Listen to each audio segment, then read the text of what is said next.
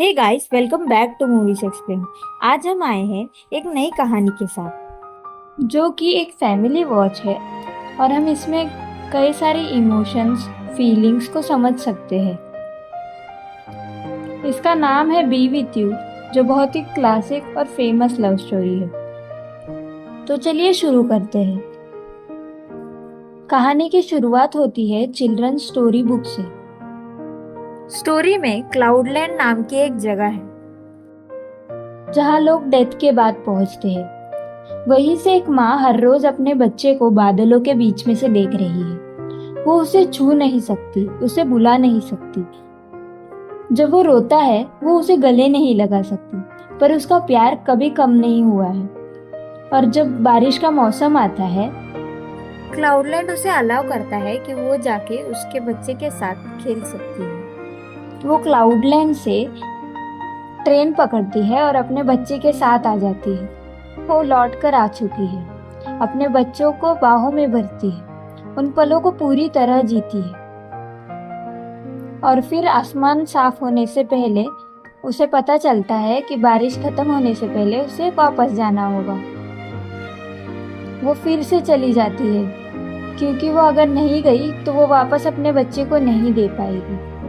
वो अपने प्यार के साथ वहां से निकल जाती है। ये कहानी एक बच्चा पढ़ रहा है जिसका नाम जीवो है। ये कहानी जीवो के लिए सिर्फ एक कहानी नहीं है, ये कुछ ऐसा बन जाता है जिसे वो मानने लगता है। सुआ यानी उसके मम्मी के जाने के बाद सब कुछ बदल गया है, जैसे जिंदगी आगे ही नहीं बढ़ रही। वो बस कट रही है चुपचाप, जैसे उसके पास कोई और ऑप्शन ही ना हो। हर कोना अभी भी उसके यादों से भरा हुआ है, हवा, खामोशी, चीजें जो वापस वैसे ही पड़ी है। उसके फादर का नाम वूजिन है। वूजिन बहुत संभल कर जीता है, वो कमजोर भी पड़ चुका है, पर उसका दिल उससे भी ज्यादा कमजोर हो गया है। जीहो अपनी खामोशी तरह में जीता है। वो मानता ही नहीं कि उसकी माँ चली गई है। रात को जब तन्हाई ज्यादा जोर से महसूस करती है, वो चुपके से उसके वार्डरोब में घुस जाता है। अपने माँ के कपड़ों में वो बहुत ही सेफ फील करता है। कपड़ों में लिपट कर उसकी खुशबू को पकड़ कर सोता है, जैसे वो खुशबू ही उसके माँ की जगह ले सकती है। उसके लिए वो गई ही नहीं है। हम देखते हैं वो बहुत ही इनोसेंटली अपने पिताजी को बता रहा है कि जैसे ही बारिश आएगी उसकी मम्मी वापस आ जाएगी। उसके होप्स इतने ज़्यादा है कि उसके पिताजी भी उसे मना नहीं कर पा रहे। हम देखते हैं उनकी ज़िंदगी बहुत ही बिजी है और वो दोनों ही बहुत ही अकेले हैं। वूजिन सुबह सुबह उठकर ऑफिस जाता है। स्विमिंग पूल जिसमें वो काम कर रहा है उसमें छोटे मोटे काम करता है, जैसे पानी भरना, पॉन्ड चेक करना। इस मिनिमल से जॉब में वो जीहो को संभाल रहा है और स्कूल छोड़ के वो वापस जॉब पे चला जाता है। यहाँ हमें पता चलता है उसके दोस्त के बारे में, जो जीहो को स्कूल खत्म होने के बाद देखता है और वो उसे अपने बेटे जैसे ही प्यार देता है।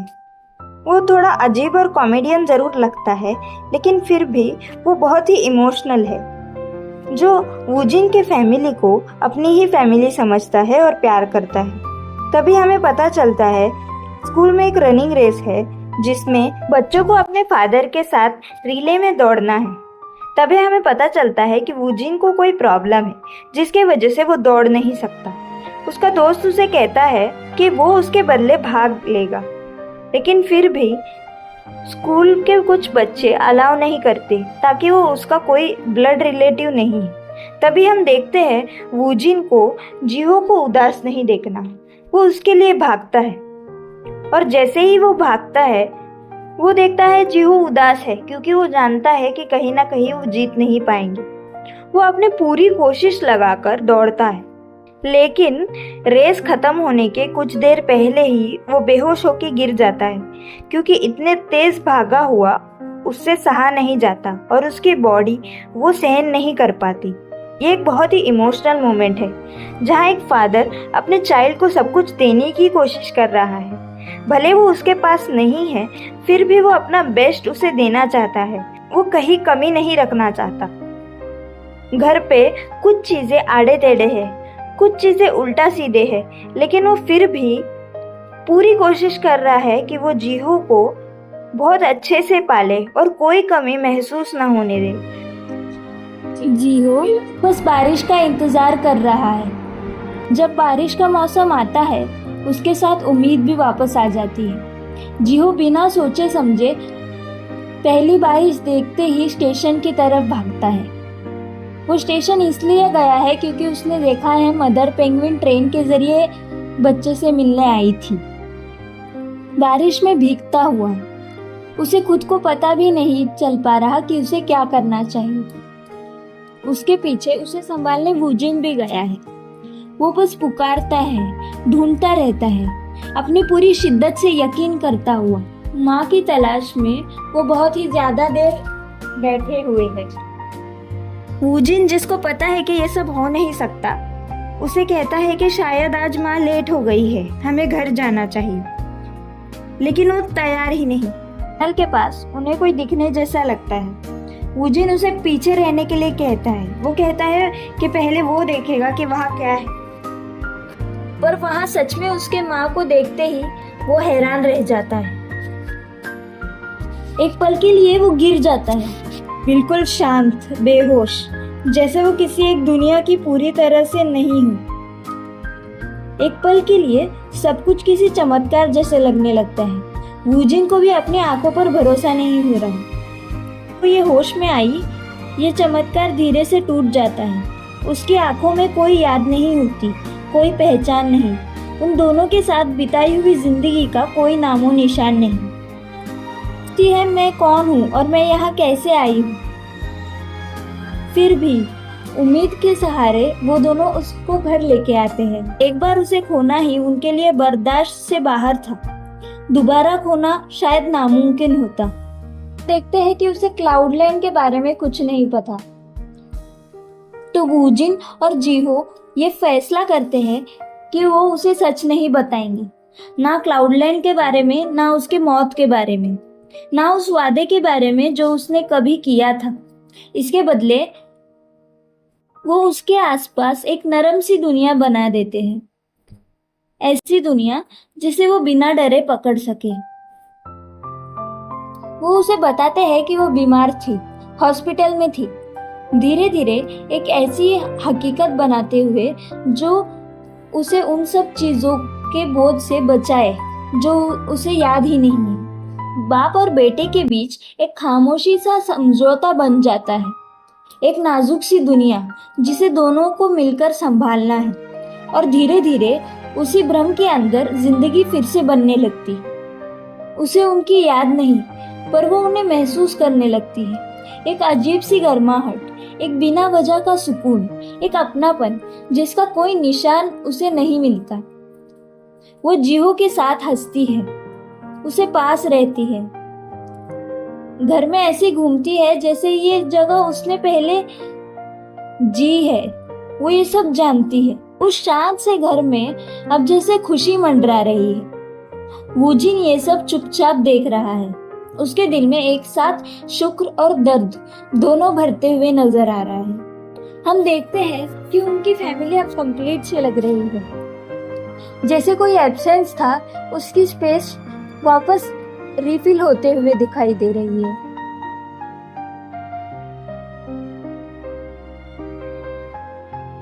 जब वूजिन उसे बीते हुए कल के बारे में बताता है, उनका प्यार फिर से लफ्जों में जीने लगता है।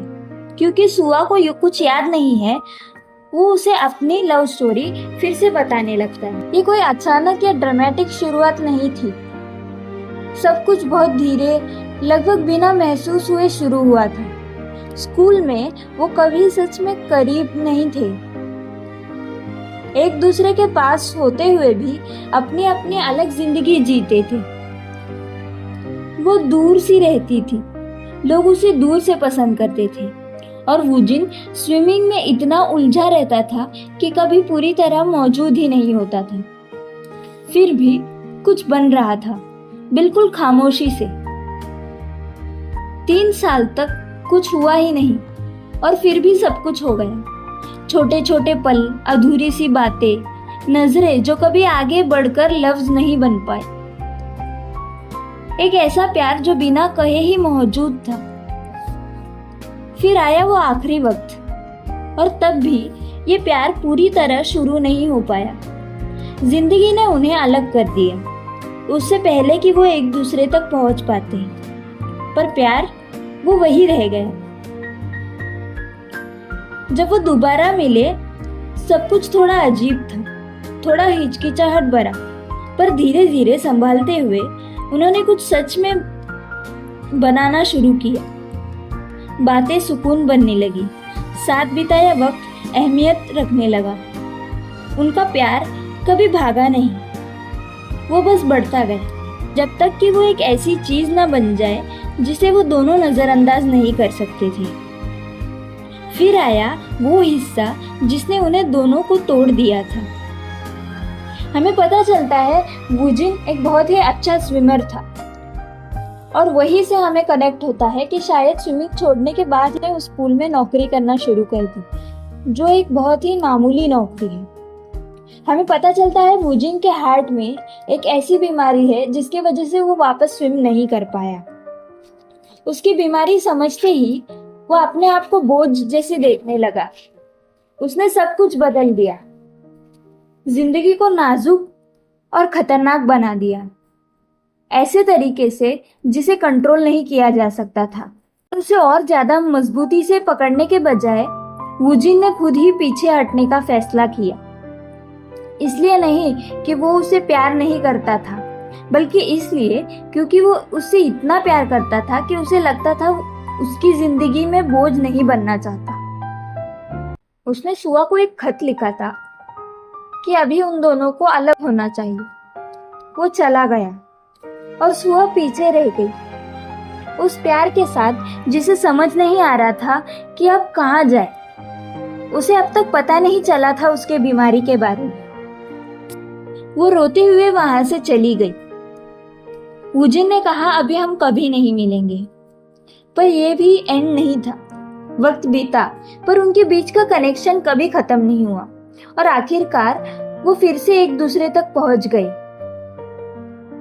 हम देखते हैं सुआ ने वूजिन को सामने से कॉल कर कर बोला है कि उसे उसके बीमारी के बारे में पता चल गया है। अगले सीन में वो ट्रेन से निकलते ही वूजिन को गले लगा देती है और कहती है हमें साथ ही रहना है, ऐसा रहना हमारा तय है। वो पेरेंट्स के आगे जाकर भी वूजिन को चूज करती है। दोनों ने फिर भी एक दूसरे को चुना और सुआ को पता चल गया उसके बीमारी के बारे में। उसके बावजूद वो उसे चुनना चाहती थी।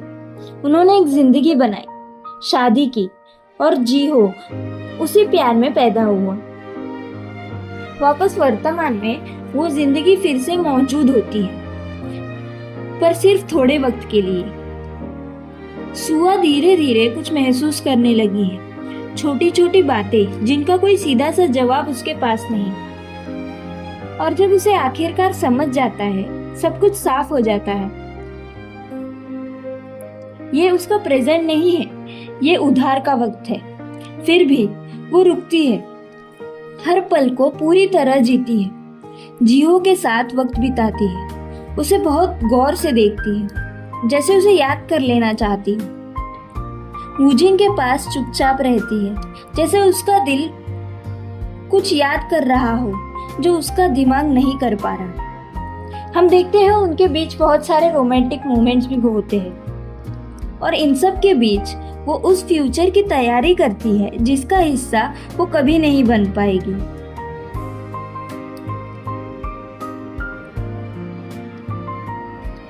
वो जीहो को घर के काम सिखा रही है और इतना स्ट्रांग बना रही है कि उसके बिना वो बहुत ही इजीली रह पाएगा। हम देखते हैं कि वो भी धीरे धीरे काम सीख रहा है और डिपेंडेंट नहीं बन रहा, बल्कि खुद कैसे काम किया जाए ये समझ रहा है। वो उसे प्रॉमिस लेती है कि वो उसके फादर का पूरा ध्यान रखेगा। तभी हम देखते हैं वो वूजिन के दोस्त के पास जाती है जो कॉलेज टाइम में उसका भी क्लासमेट रहा है। वो उसे बताती है कि उसे उसका बहुत बड़ा फेवर चाहिए और उस फेवर को बहुत सारे साल लगेंगे।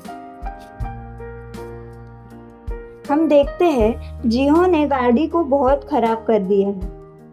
उसकी मदर बताती है क्योंकि वो एक सिंगल पेरेंट है, उसको उस पर ध्यान रखना चाहिए। वूजिन उसके लिए माफी चाहता है। वो पूछता है कि क्या हुआ, लेकिन जिहो कुछ नहीं बताता।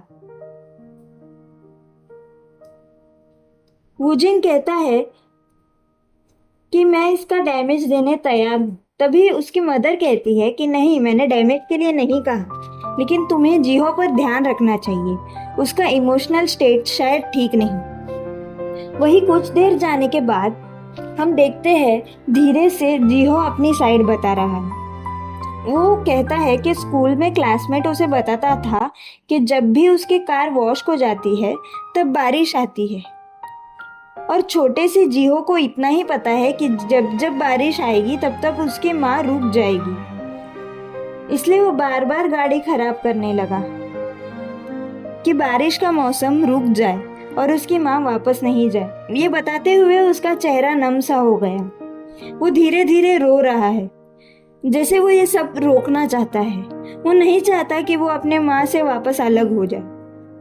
वूजिन भी उसका ये इमोशन समझ लेता है और उसे गले मिलने लगता है। उसका दिल उस उम्मीद को पकड़कर बैठा है जो किसी और को नजर नहीं आती। ये नहीं कह पाता कि वो सिर्फ अपनी माँ को जाने से रोकने की कोशिश कर रहा था, क्योंकि कुछ एहसास लफ्जों से बहुत बड़े होते हैं। वक्त फिर भी आगे बढ़ता रहता है। जिहो का बर्थडे भी सेलिब्रेट होता है और इस बर्थडे पे उसकी माँ भी है, जिसे वो बहुत ज्यादा प्यार कर रहा है। कुछ वक्त में हम उसके स्कूल के फंक्शन का सीन देखते हैं, जिसके लिए वो कब से इंतजार कर रहा था। फंक्शन में एक इवेंट होता है जिसमें सब बच्चे अपने ड्रीम्स के बारे में बात करते हैं। स्क्रिप्ट के अकॉर्डिंग सभी बच्चे अपने अपने ड्रीम्स को डिस्कवर कर रहे हैं कि मैं बड़ा होकर फुटबॉलर बनूंगा, मैं बहुत अच्छा फुटबॉल खेलता हूँ। एक बच्ची आकर कहती है कि मैं बहुत अच्छा गाती हूँ, मैं बड़ी होकर सिंगर बनूंगी। तभी हम देखते हैं जिहो बहुत ही कंफ्यूज फील कर रहा है। वो डर डर के एक पैर आगे बढ़ा देता है। वो स्क्रिप्ट के अकॉर्डिंग एक लाइन तो कह देता है, मैं बड़ा होकर स्पोर्ट्समैन बनूंगा, मैं बहुत ही अच्छा खेलता हूँ। पर उसका डर सब महसूस कर सकते हैं। जैसे ही वो अपनी नेक्स्ट लाइन बोलता है, वो सिर्फ डर से नहीं बोलता, एक ऐसे एहसास के साथ बोलता है जो उसके सामने उसके माँ को देखते हुए आ रही है। वो ऐसा बात करता है कि सबके दिल को छू लेता है। वो कहता है, मैं बहुत अच्छा घर का काम करता हूँ, जो सुनते ही सब शॉक हो जाते हैं। उस इमोशन में उसके कई सालों के एक्सपीरियंस सामने आ रहे हैं। कैसे उसके मम्मी ने उसे बताया था कि झाड़ू मारते वक्त क्या ध्यान रखना चाहिए, कैसे बाल धोने चाहिए, कैसे बाल धोते वक्त नाखून नहीं लगने चाहिए। वो बोलता है कि मैं घर के काम बहुत अच्छे से करूँगा, मैं बहुत एक अच्छा इंसान बनूँगा और मम्मी को दिया हुआ वादा निभाऊँगा कि मैं मेरे पापा का अच्छा ख्याल रख पाऊँ, मैं बड़ा होके घर के काम करूँगा। ये कहते ही जैसे सारा माहौल उसको समझने की तरफ लग जाता है। वहाँ के सब लोग इमोशनल हो गए हैं। जिहो जिम्मेदारी की बात करता है, अपने पापा का ख्याल रखने की बात करता है, जल्दी बड़ा और मजबूत बनने की। और उस पल से साफ हो जाता है कि उसे अंदाजा हो चुका है कि क्या आने वाला है। वो उस दुख में है, उस बेचैनी में है जो वो रोक नहीं पा रहा। बारिश धीरे धीरे कम होने लगती है और साथ ही उनका वक्त भी। अगला सीन शिफ्ट होता है वही टनल में, जहाँ जिहो उसके मम्मी को ढूंढते ढूंढते गया है, जो घर पे गायब थी। जिहो फिर से उसकी तरफ भागता है, उसे जोर से पकड़ लेता है, जैसे उसके छोटे बाहों से ही सब कुछ रुक जाएगा। उस पल उसका सबसे बड़ा डर बाहर आ जाता है। कहीं उसकी वजह से ही उसके माँ ने इतना दर्द तो नहीं सहा। वो माँ से कहता है कि उसने रिलेटिव्स को कहते हुए सुना है कि जब तक मैं आपके पेट में नहीं था तब तक सब कुछ ठीक था। क्या मैं ही कारण हूँ तुम्हारे मौत का माँ? पर वो उसे ये बोझ उठाने नहीं देती। वो उस डर की जगह एक और बात बिठा देती है, ये कि उसका होना ही उसके जिंदगी का सबसे बड़ा मतलब था। वो कहती है कि अगर तुम ना होते और मैं 100 साल भी जीती तो उसका कुछ मतलब नहीं था। और इन सब के बीच वूजिन एक खामोश सी बेचैन कोशिश करता है उस चीज से लड़ने का जिसे लड़ा ही नहीं जा सकता। हमें पता चलता है पास्ट में वूजिन उस टनल में गया था जहां उन्हें वो पहली बार मिली थी। वो अंधेरा, वो सुनसान टनल जो दो दुनिया के बीच एक दरवाजा जैसे लगता है, उसके दिमाग में खतरा बनकर बसा रहता है। इसलिए वो वापस जाता है बिना किसी को बताए, बिना इसे कोई बड़ा पल बनाए। वो उस टनल को भरना शुरू कर देता है, उसे बंद करने लगता है, जैसे उस रास्ते को मिटा देने से वो उसे यही रोक पाएगा। ये कोई लॉजिकल बात नहीं है, ना ही ये कोई काम में आने वाली चीज है जो किसी चीज को बदल सकती है, पर यही तो इंसान है। ये एक खामोश बेचैन सी कोशिश है एक आदमी की जो अपने हाथों से फिसलती हुई चीज को पकड़ कर रखना चाहता है, चाहे उसे अंदर ही अंदर पता हो कि इसे रोका नहीं जा सकता। आखिर में इसे रोकने का कोई तरीका है ही नहीं, वो चली जाती है, डर के साथ नहीं बल्कि एक शांति से स्वीकृति के साथ। उसके जाने के बाद वूजिन देखता है कि उसके दवाई के पैकेट में उसने एक चाबी और एक नोट रखा है। वो चाबी एक जगह की है जहां उसने अपनी डायरी रखी। वो उस डायरी को पढ़ता है। उस डायरी को पढ़ते पढ़ते उसे महसूस होता है कि वो सब पहले से जानती थी। उसे धीरे धीरे सब कुछ याद आने लगा था, जैसे उसे पहले से पता था। उसने इस जिंदगी को देखा था, इसकी खुशियां भी समझी थी और इसका अंजाम भी।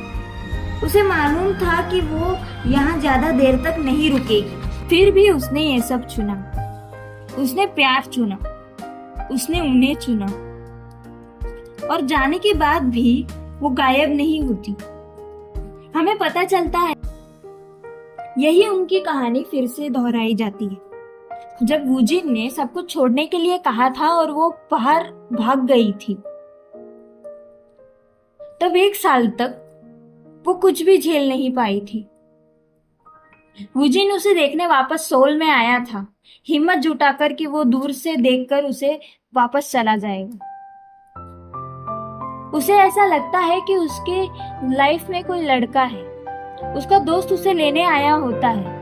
तभी वूजिन को लगता है कि वो आगे बढ़ चुकी है और मुझे रुकना नहीं चाहिए। इसी पल के साथ वूजिन वापस चला जाता है। पर हम देखते हैं जैसे ही वो गाड़ी से वूजिन को देखती है, वो वहां से उतरती है, दौड़ने लगती है, जैसे वो प्यार में दौड़ रही हो। वो बता रही हो कि नहीं, मैं तुम्हें प्यार करती हूँ और मुझे तुम्हारी जरूरत है। हम दोनों को एक साथ होना चाहिए, अलग होना बहुत ही गलत डिसीजन था। लेकिन वहां वूजिन नहीं होता। वो भागते भागते वूजिन को ढूंढ रही है, कोशिश कर रही है कि उसे वो मिल जाए। लेकिन उसी जगह एक गाड़ी आकर उसे ठोक देती है। उसका एक्सीडेंट हो जाता है और यही उसकी डेथ भी हो जाती है। ये पढ़कर वूजिन हैरान हो जाता है। उसे पता चलता है कि जैसे ही उसकी डेथ हुई, उसके बाद वो टनल में उठी है मतलब कहीं ना कहीं वो टाइम में आगे आई है। जब वो उठी तो उसे पहले पहले समझ नहीं आया। वो कई साल आगे आके वो जिंदगी जी है जो वो जीने वाली थी।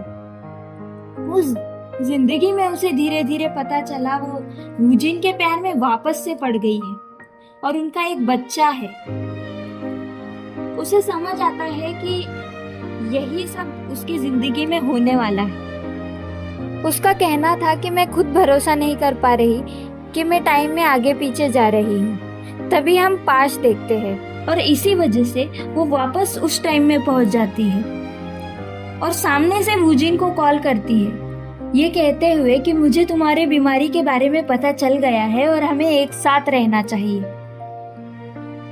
वही हम देखते हैं, ये सीन इसके बाद रिपीट हुआ है कि वो ट्रेन से उतरते हुए भागते हुए आई है। ट्रेन में उसने यही डायरी लिखी है और जैसे ही वो बाहर आई वो वूजिन को गले लगकर मिलती है और कहती है कि हमें साथ ही होना है, ऐसा रहना हमारा तय है। अभी हमें पता चल रहा है कि वूजिन को बहुत कुछ बड़ा पता चल गया है। तभी हम देखते हैं जीहो बहुत बड़ा हो गया है और हैंडसम भी हो गया है। तभी वूजिन का दोस्त वहां आता है और उसे बर्थडे प्रेजेंट देता है, जिससे हमें पता चलता है वहां ने इन सब के बीच फ्यूचर की तैयारी की है जिसका वो हिस्सा नहीं बन पाएगी। वो बर्थडे कार्ड्स लिखती है, सिर्फ एक साल के लिए नहीं बल्कि कई सालों के लिए। हर कार्ड में इतना प्यार भर देती है कि उसके जाने के बाद भी वो प्यार जीहो तक पहुंचता रहे। वो ये कार्ड्स वूजिन के दोस्त को सौंप देती है ताकि उसकी गैर मौजूदगी में भी वो वापस आती रहे बार बार।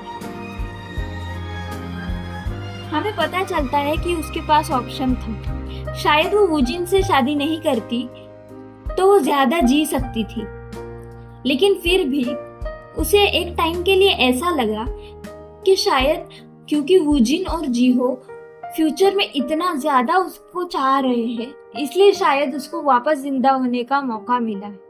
टाइम ट्रेवल तक करके उसने अपने प्यार को ही चुना है। वो हर साल आने वाले बर्थडे कार्ड्स में जिंदा रहती है, जीहो के बढ़ते हुए कदमों में, उसकी बनती हुई हिम्मत में रहना चाहती है। वूजिन की शांति सी जिंदगी के हर छोटे पल में उसकी मौजूदगी महसूस होती रहती है, जैसे कोई माँ बादलों से देख रही हो। वो वही है, मदर पेंगुइन, जो ना दिखती है ना छू पाती है, पर कभी कभी जाती है और हमेशा उसके लिए मौजूद है। तो यही थी बी विथ यू की कहानी फ्रेंड्स। कैसी लगी आपको ये प्यार भरी कहानी? वूजिन और उसके दोस्त का जो बॉन्ड दिखाया गया है वो बहुत ही रिलेटेबल और हार्ट वार्मिंग लगता है।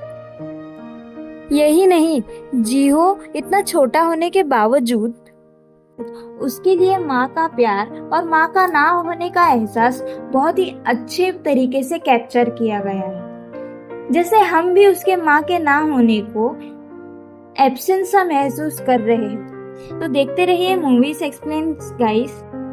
हम वापस लौटेंगे ऐसे ही हार्ट वार्मिंग और नेक्स्ट टू नन स्टोरी के साथ। तब तक के लिए थैंक्स फॉर वॉचिंग।